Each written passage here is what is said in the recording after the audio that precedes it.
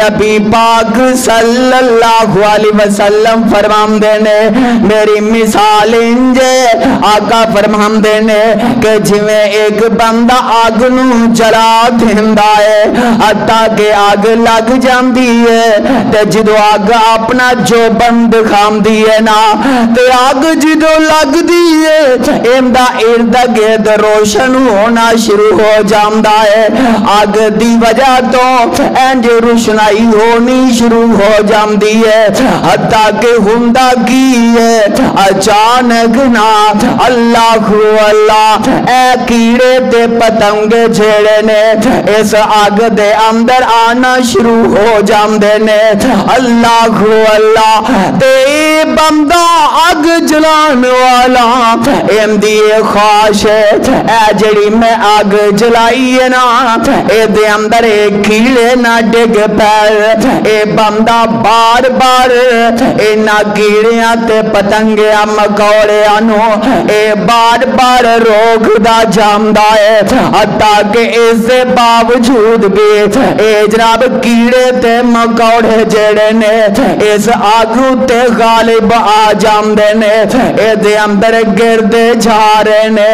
انجی نبی پاک صلی اللہ علیہ وسلم دے پیارے صحابی حضرت جابر رضی اللہ تعالیٰ نو فرماندے نے کہ نبی پاک صلی اللہ علیہ وسلم فرماندے نے اسی طرح جویں بندے نے آگ جلائی ہے ایک کیڑیاں نو اندے اندر آن تو روک دائے اللہ اللہ تے حدیث الفاظ نے اللہ اکبر حضرت جابر فرماندے نے اللہ اللہ آقا فرماندے نے میں بھی تو انو آگ آئے جہنم دی آگ تو اس رب جانا کہ جوے بندہ ایک بندے نو سونے کدی غور تے کرے آجنا آقا علیہ السلام اپنی امت نل کنی کو محبت فرما رہے نے آقا فرماندے نے میں انج کر کے اپنی امت نو بچا رہا آقا فرماندے نے انج سمجھو نا ایک بندہ جیڑا آگ دی طرف جا رہا ہے تے نبی پاک صلی اللہ علیہ وسلم فرماندے نے میں تو آڈیاں کمرہ تو پھڑ پھڑ کے لگ تو پھڑ پھڑ کے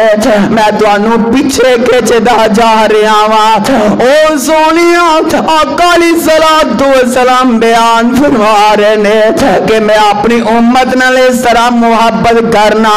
کہ میں ہر بندے نے جی لگ تو پھڑ پھڑ کے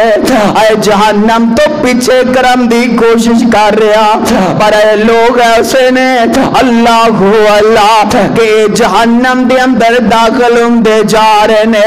اے پتہ اے لگتا پیا رب نے ایویں تے قرآن اندر اعلان نہیں کر دیتا اللہ فرمان دینے لقد جاءکم